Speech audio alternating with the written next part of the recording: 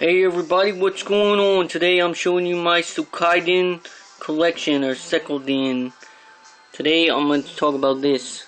Suikoden 2, that's what I got when I traded in 1,000 Arms. This was prompted from the Lawn Boy 1975. His own video about games that you traded in that you regretted.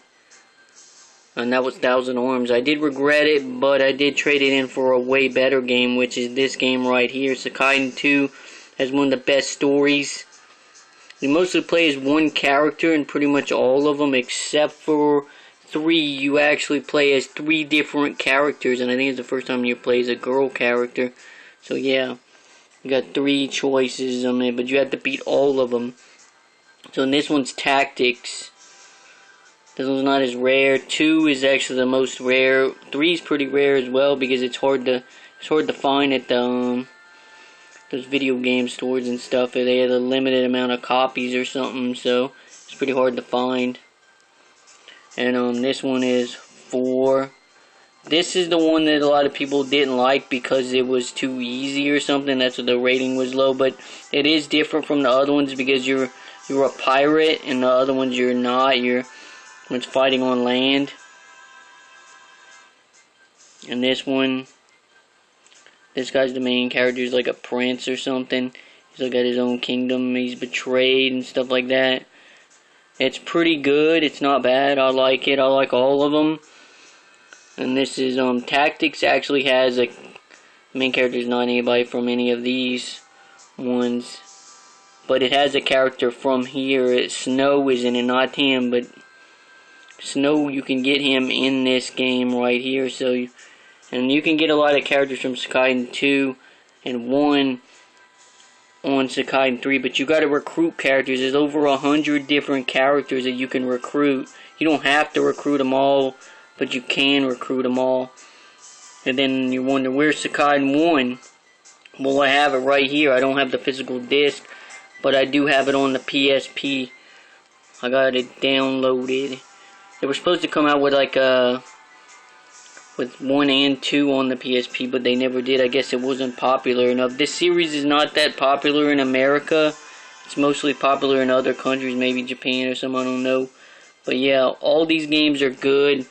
The number 1, 2, and 3, they have the best story. 3's probably the most. That one's got a really interesting story.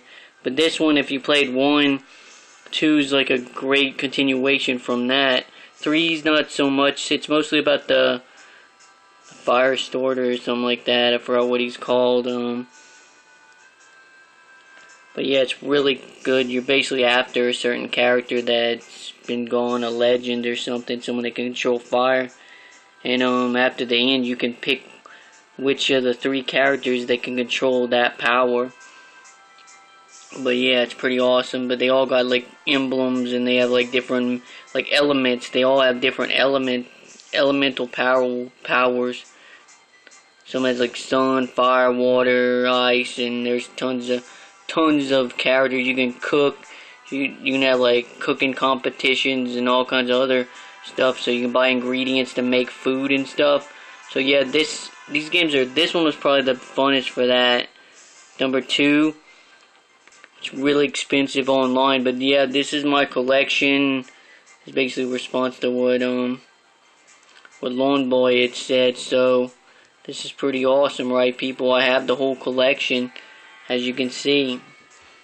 Anyways, I gotta go. I'm gonna show more collections later on. If that's what you want, just let me know.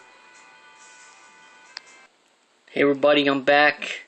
I forgot to tell you, yeah, this is an RPG. Well, besides that one, that's more of a tactical RPG. But yeah, like, besides recruiting, you level up your characters.